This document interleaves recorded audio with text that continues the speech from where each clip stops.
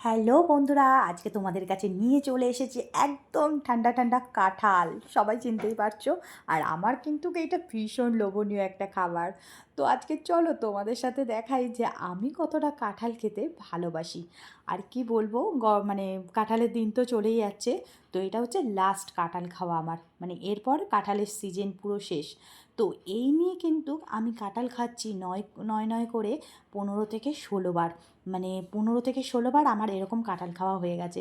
আর ভীষণ পছন্দ করি, মানে একটা তোমাদের দাদাভাই একটা গোটা কাঁঠাল নিয়ে আসে, সেই গোটা কাঁঠালটা আমি দুদিন বসে মানে গোটা কাঁঠাল আমি শেষ করি।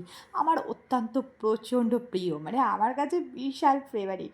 তো কে কে খাবে বলো, আর কার কার এই কাঁঠাল ভালো লাগে সেটা বলো। উফ! আর কাঁঠালগুলো যা মিষ্টি, আর কোয়াগুলো যা বড় বড়, কি বলবো তোমাদেরকে।